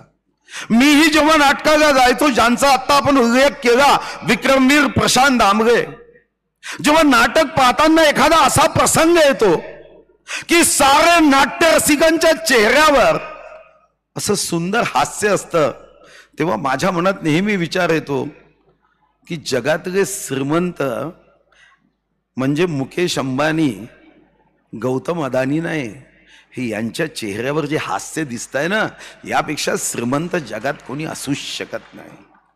अशा हास्याला पाहताना जर समर्थ रामदासांनी मनाचे श्लोक लिहिले असते तर त्यांनी हेच म्हटलं असतं की जगी सर्व सुखी असा कोण आहे, विचारे मना तुची शोधून पाये.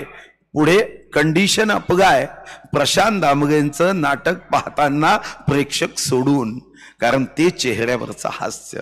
हे खरं आहे की जगातलं सर्वात महागडं कॉस्मेटिक जर आपण विचारलं, कोणी सांगेल लंडन, कोणी सांगेल पॅरिस, पण सर्वात जगातलं महागडं कॉस्मेटिक एखादा नाटक पाहताना जेव्हा चेहऱ्यावर आनंद येतं, हास्य येतं.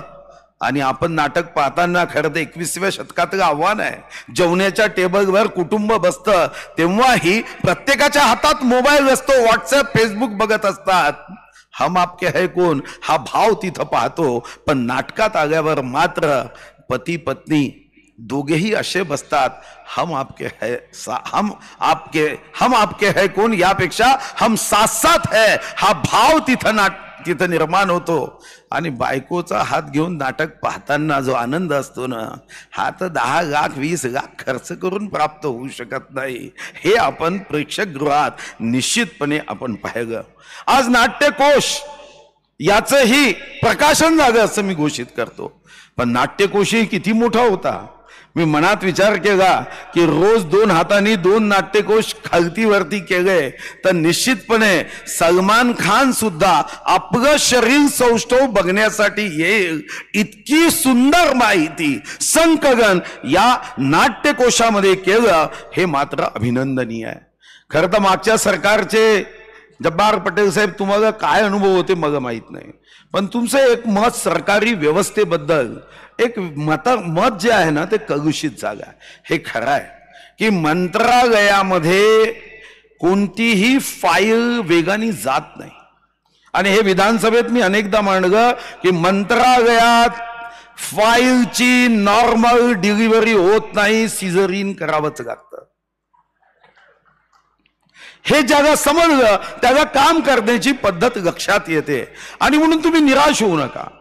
खरं तर तुम्ही मला एक गुण द्या की निवडणूक न लढवता कसं निवडून येता येतं,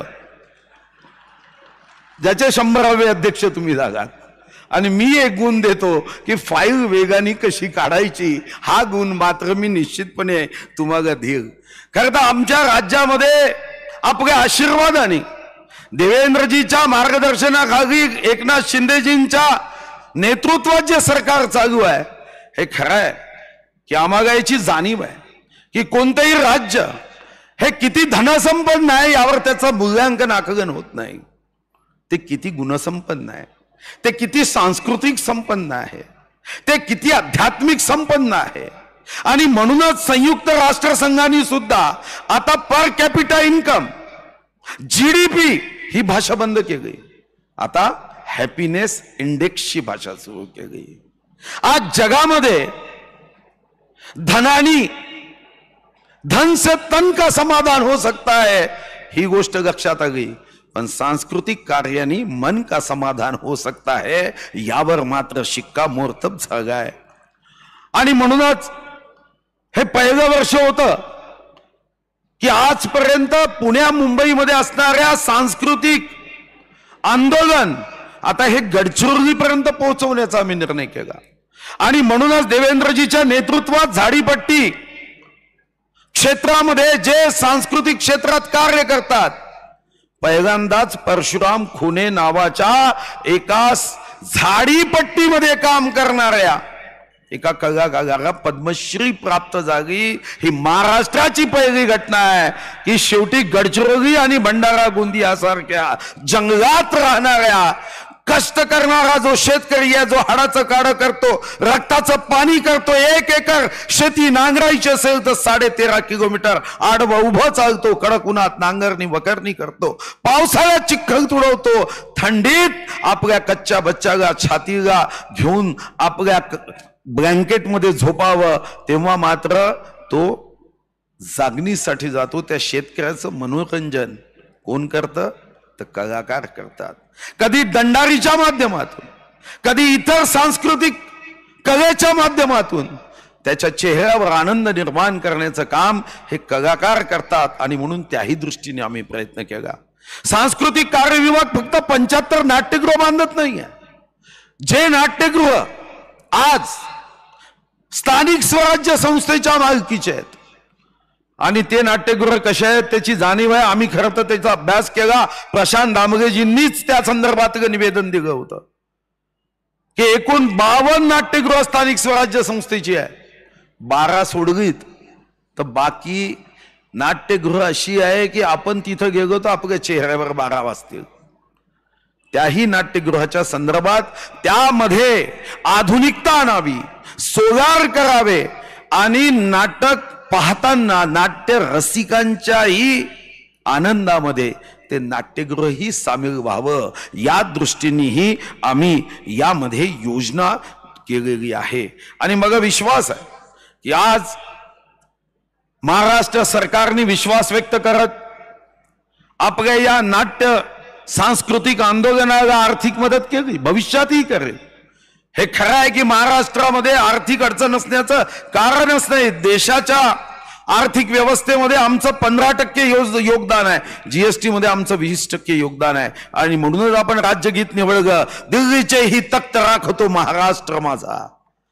आज आपण या निमित्ताने जे चिंतन करणार आहोत 100व्या अखिल भारतीय मराठी नाट्य संमेलनाच्या माध्यमातून, तेव्हा मग अभिमान आहे की यामध्ये आम्ही ज्या विदर्भातून येतो त्यामध्ये कालिदासानी लिहिलेलं सारी नाटकं इतक्या पुरातन काळात लिहिल्यानंतरही मला एका गोष्टीचा आनंद होतो की आज 2013 मध्ये पॅरिसमध्ये आम्ही ग्लोबल वॉर्मिंग क्लायमेट चेंजच्या गोष्टी करतोय. पण नाटक असं क्षेत्र आहे की तो भविष्याचाही वेध घेतला जातो. आणि म्हणून कालिदासाच्या नाटकांमध्ये जितके रस आहे, जितके आशय आहे, त्यामध्ये पर्यावरण सुद्धा आहे. नाटक हे एका हृदयातून दुसऱ्या हृदयाला संदेश पाठवणारं क्षेत्र आहे आणि आयुष्यामध्ये हे लक्षात राहतं. मला आठवतं की जेव्हा मी राजेश खन्नाचा आनंद चित्रपट बघितला तेव्हापासून आजपर्यंत बाबू मोशाय जिंदगी बडी होनी चाहिए, जिंदगी बडी होनी चाहिए लंबी नहीं, किती दिवस वाक्य आठवण राहिलं.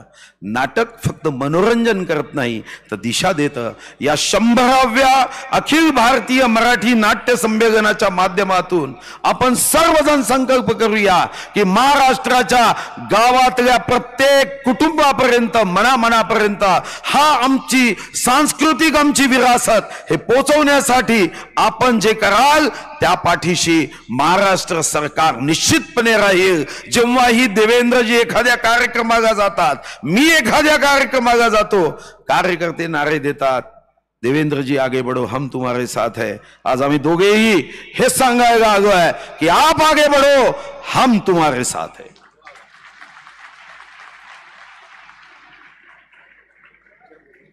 दोन दिवसापासून ज्या विष्णुदास भावे रंगमंचावरती नाट्यसंमेलन रंगलेलं आहे, मॅजिक ऑफ थिएटर या संकल्पनेवर आधारित या सुंदर सभामंडपाची निर्मिती ज्या कला दिग्दर्शकांनी केली, श्याम भूतकर, त्यांना मी व्यासपीठावर आमंत्रित करतो आणि माननीय देवेंद्रजींना विनंती करतो त्यांना सन्मानित करावं. कला दिग्दर्शक श्याम भूतकर. रावसाहेब या चित्रपटासाठी सर्वोत्कृष्ट कला दिग्दर्शकाच्या राष्ट्रीय पुरस्कारांनी सन्मानित झालेले आणि आत्ता जब्बार सर आहेत, त्यांच्या यशवंतराव चव्हाण चित्रपटाचं कला दिग्दर्शन ज्यांनी केलेलं आहे श्याम भूतकर, त्यांच्या कलेला जोरदार टाळ्यांनी आपण दाद देऊ.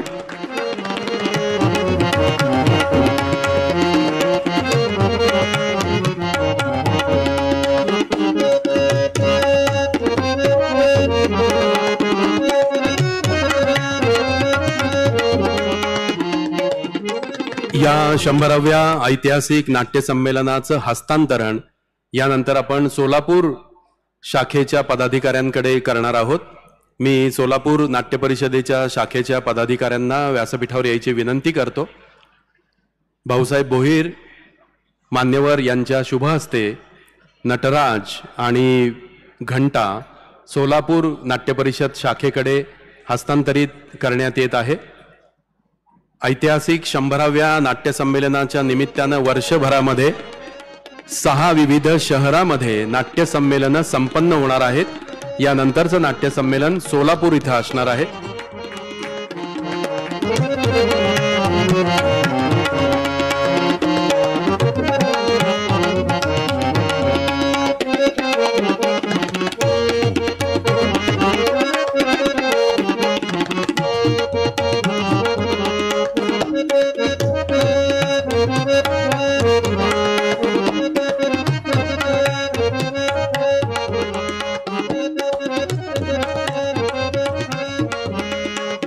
धन्यवाद. यानंतर महाराष्ट्र राज्याचे उपमुख्यमंत्री माननीय नामदार देवेंद्रजी फडणवीस यांना मनोगत व्यक्त करण्यासाठी आमंत्रित करतो.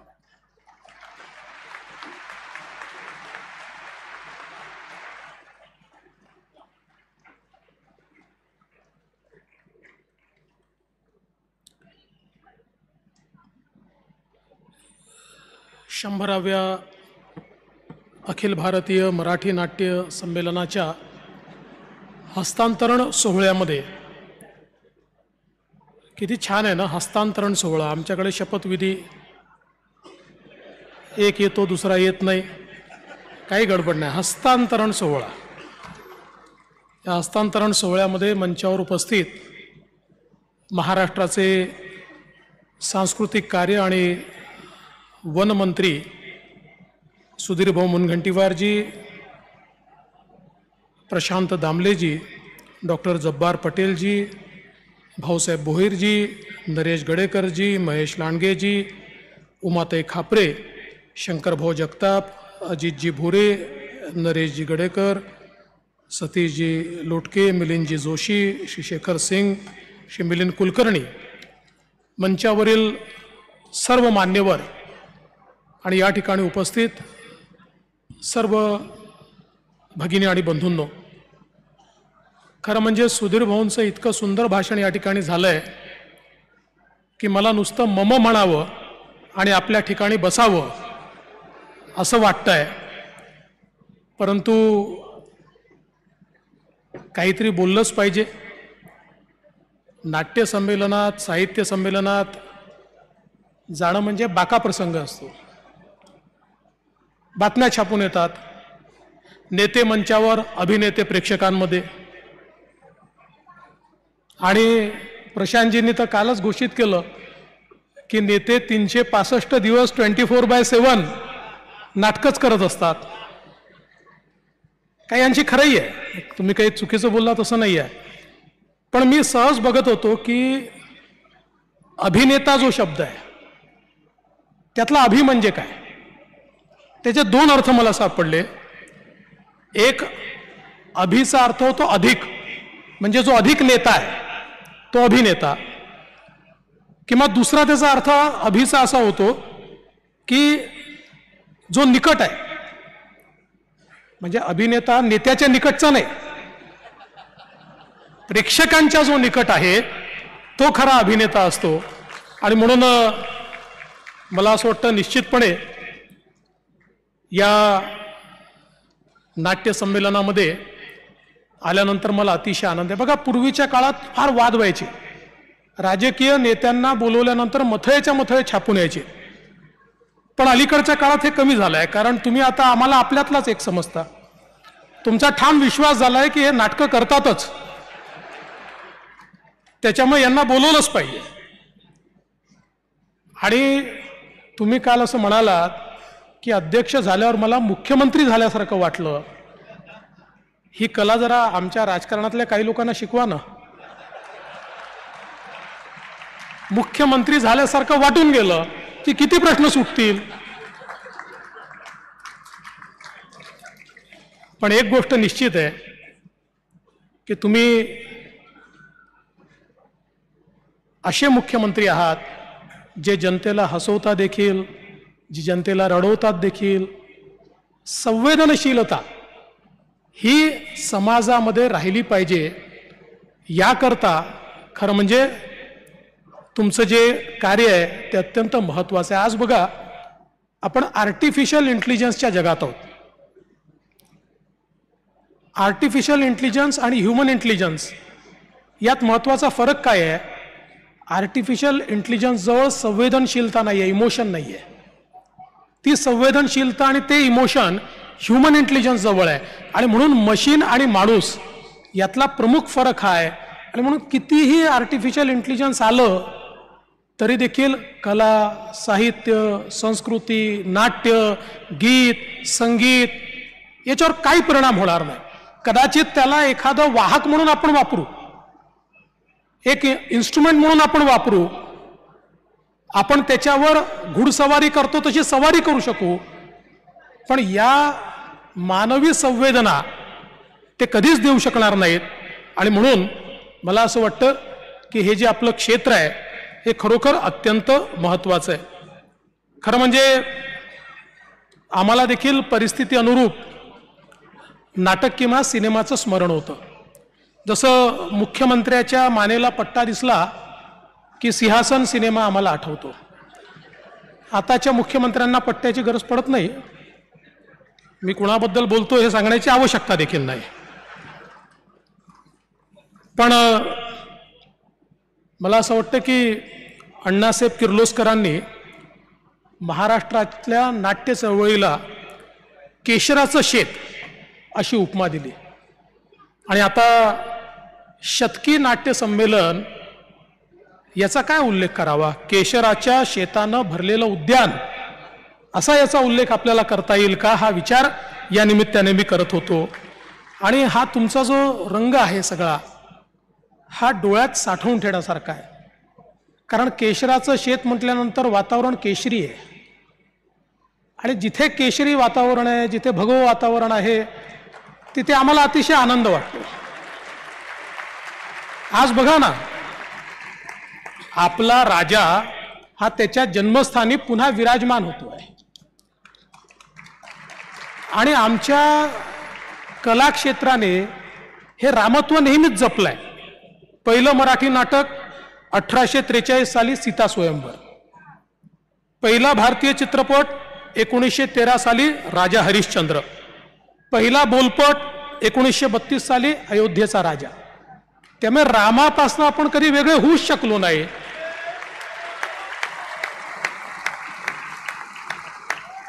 आणि आता देशाच्या अमृत काळाकडनं महाराष्ट्राच्या अमृत काळाकडे आपला प्रवास चाललाय. 2035 साली महाराष्ट्राचा अमृत काळ असेल. आता आपल्याला विचार करायचा आहे की या अमृत काळामध्ये आपलं क्षेत्र कुठे असेल. या अमृत काळामध्ये साहित्य असेल, नाट्यक्षेत्र असेल, संगीत असेल, गीत असेल, हे कुठे असणार आहे.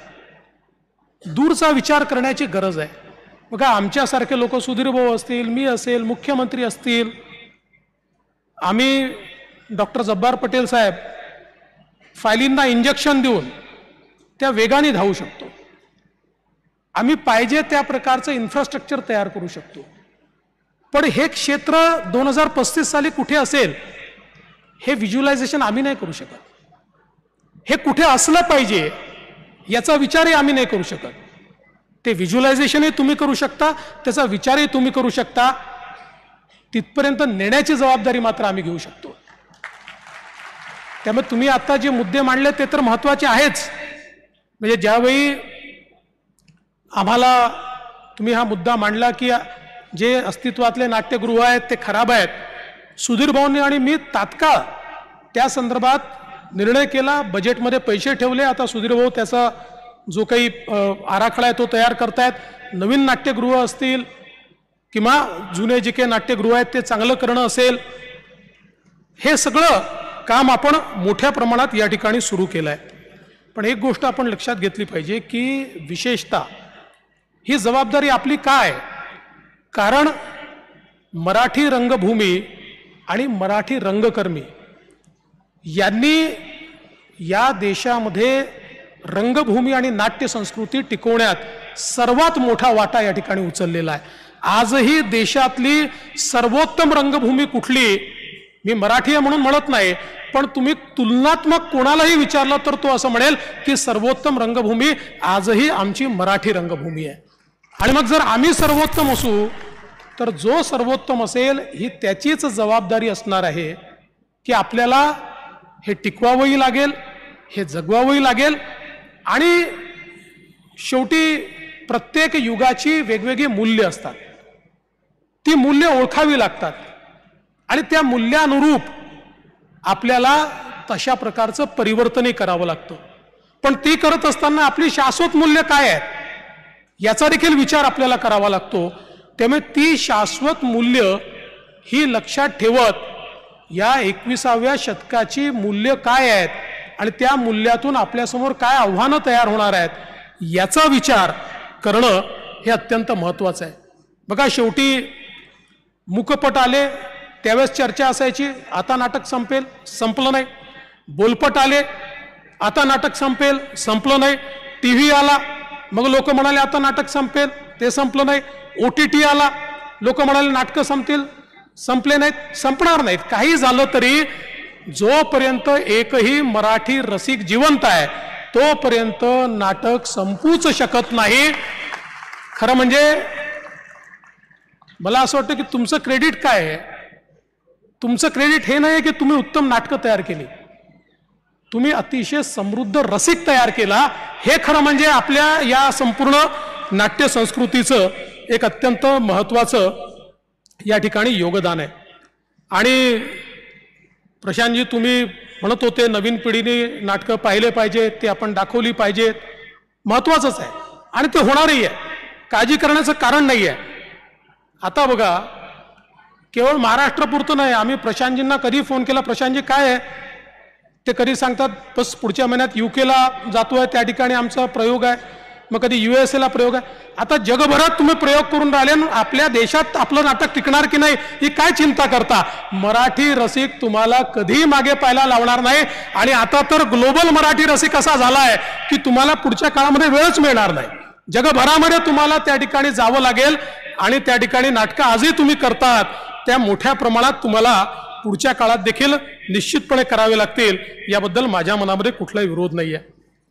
खरं म्हणजे आज या निमित्ताने मला असं वाटतं की विविध प्रकारची जी काही नाटकं आपल्याकडे होतात, जी नाट्य चळवळ आपल्याकडे चालते, हौशी, समांतर, प्रायोगिक, व्यावसायिक, या ज्या काही परंपरा आहेत, या सगळ्या परंपरांनी आणि ज्याचा उल्लेख सुधीर भाऊंनी केला, म्हणजे आमच्याकडे झाडीपट्टी नाट्य महोत्सव आहे, आमच्याकडे दंडार आहे, इतक्या मोठ्या प्रमाणात लोकांचं मनोरंजन त्यात होतं. आणि राजकीय नेत्यांना तर सगळं सोडून प्रत्येक ठिकाणी आपली हजेरी लावावी लागते, कारण त्याशिवाय आम्हाला, म्हणजे आम्ही पाहिलं की नाही पाहिलं, पण तिथे जर हजर झालो नाही तर आम्हाला मतं देखील मिळत नाहीत.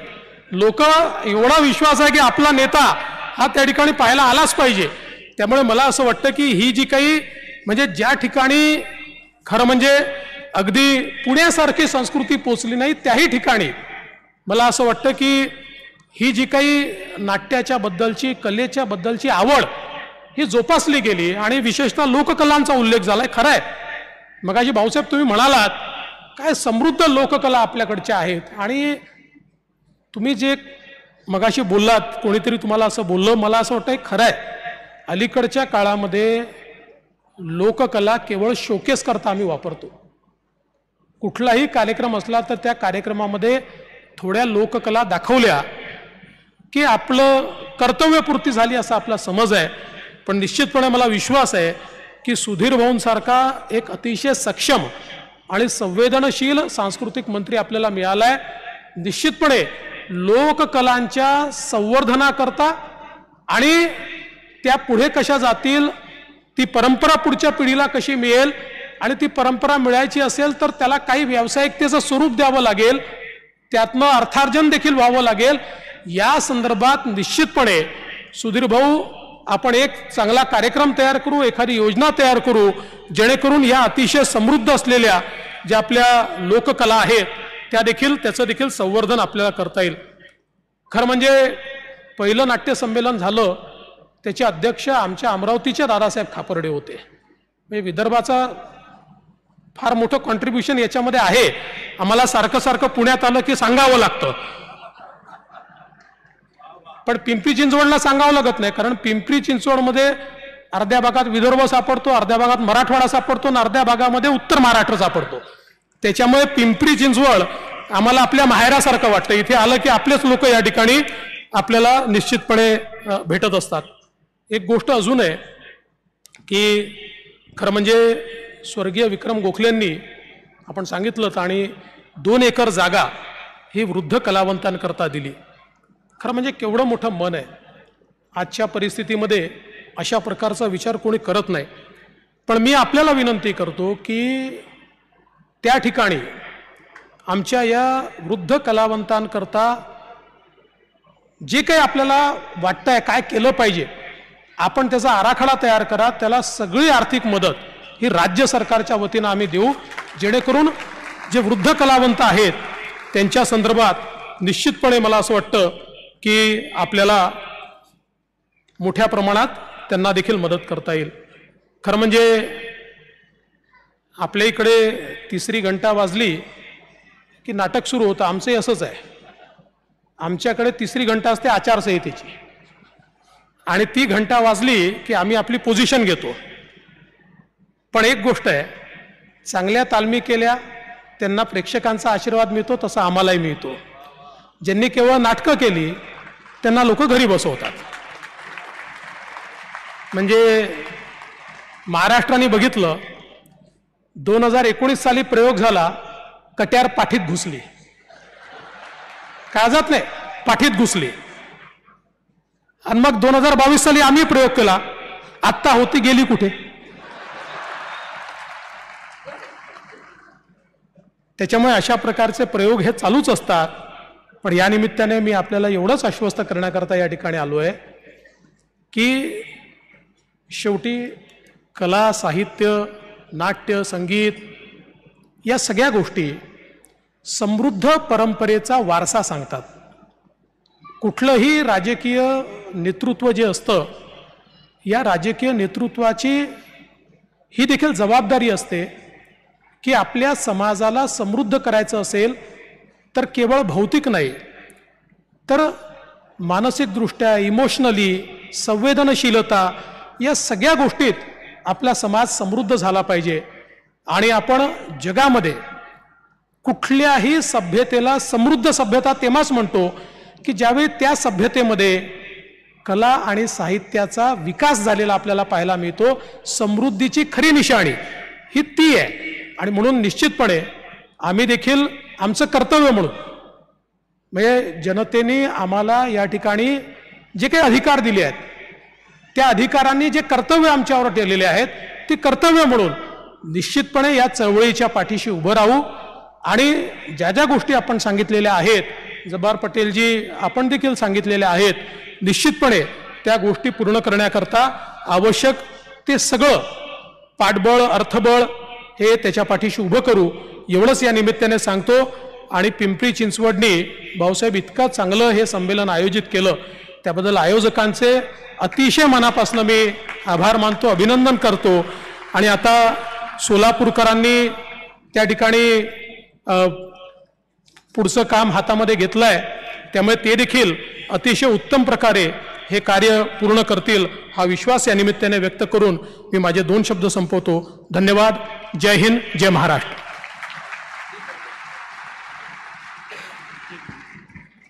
यानंतर नाट्य परिषदेचे उपाध्यक्ष नरेश गडेकर हे आभार प्रदर्शन करतील. त्यांना मी आमंत्रित करतो.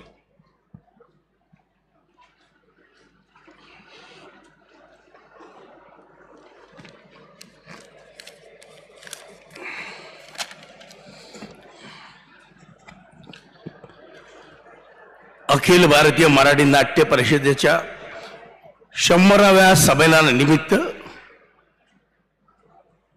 हस्तांतरण सोहळ्याच्या निमित्त उपस्थित व्यासपीठावर महाराष्ट्र राज्याचे उपमुख्यमंत्री आदरणीय देवेंद्रजी फडणवीस, महाराष्ट्र राज्याचे सांस्कृतिक मंत्री आदरणीय सुधीरभाऊ मुनगंटीवार आणि विशेषत्वानं उद्घाटनाला उपस्थित महाराष्ट्र राज्याचे मुख्यमंत्री माननीय एकनाथरावजी शिंदे, या सर्व सोहळ्याला दैदिप्यमान करण्यासाठी विशेष उपस्थिती दाखवणाऱ्या सर्व रसिक प्रेक्षकांचे मी मनापासून आभार मानतो. या 3 दिवस चालणाऱ्या 5 तारखेला पुणे, 6 आणि 7 तारखेला पिंपरी चिंचवड येथे संपन्न होणाऱ्या या 100व्या सोहळ्यानिमित्त जे जे मान्यवर या सोहळ्यात सहभागी झालेत त्यांचं मी मनपूर्वक आभार मानतो. या सोहळ्याला नियामक मंडळ सदस्यांनी उपस्थिती दर्शवली, सहकार्य केले. महाराष्ट्रातील सर्व शाखा आणि नियामक मंडळाचे मी मनापासून आभार मानतो. प्रत्यक्ष व अप्रत्यक्षरित्या ज्यांनी सहकार्य केलं त्या सगळ्यांचे मी मनापासून आभार मानतो. आणि पुढे होणाऱ्या विभागीय संमेलनासाठी सर्वांना निमंत्रण देतो आणि हस्तांतरण सोहळा इथे थांबवतो. धन्यवाद.